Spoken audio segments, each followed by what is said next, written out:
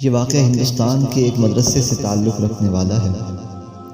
میں کہ ہندوستان کے ایک مدرسے کے اندر ایک مرتبہ استاد نے 2 طالب علموں کو بلایا، باقی سارے طالب علموں کو چھٹی کر دی اور ان 2 طالب علموں کو سزا دینے کے لیے مسجد کے صحن کے اندر 2 ستونوں کے ساتھ باندھ دیا۔ جب عصر کی نماز استاد نے پڑھائی، جب سارے لوگ چلے گئے تو استاد وہاں مصلی پر بیٹھے تھے۔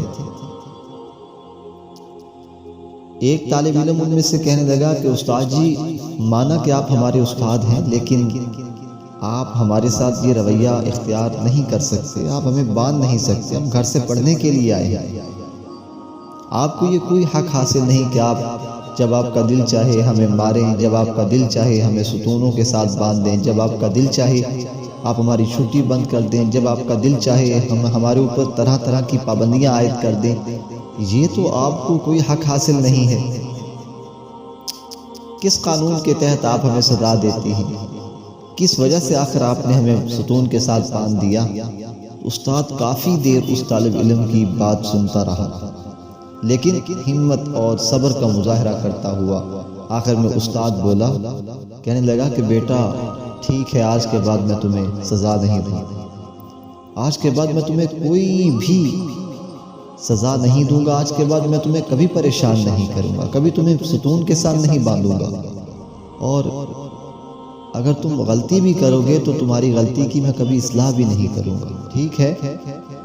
آپ کے اوپر مدرسے کا کوئی قانون عائد نہیں کروں گا، بیٹا مجھے معاف کر دیں۔ تھوڑی دیر کے بعد استاد دوسرے طالب علم کی طرف متوجہ ہوا۔ استاد کہنے لگا کہ بیٹا کیا تمہارا بھی یہی نظریہ ہے جو اس طالب علم کا ہے؟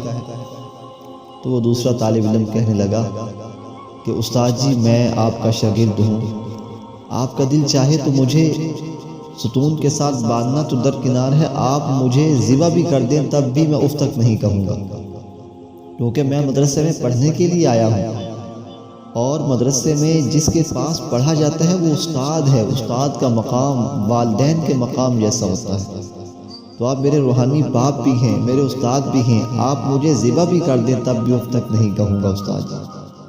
یہ تو چھوٹی سی سزا ہے کہ آپ نے ہمیں ستونوں کے ساتھ باندھ دیا، اگر آپ ہمیں جان سے بھی مار دیں تو میں اف تک نہیں کہوں گا۔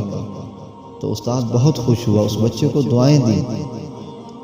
تو سامعین محترم، جو بات آپ تک پہنچانی ہے، جو پیغام آپ تک پہنچانا ہے کہ آج اس طالب علم کو جس نے استاد کا ادب کیا تھا، استاد سے کہا تھا کہ آپ ہمیں مار بھی دیں گے تو اف تک نہیں کہیں گے، اس طالب علم کو آج دنیا شیخ زکریا رحمۃ اللہ علیہ کے نام سے جانتی ہے۔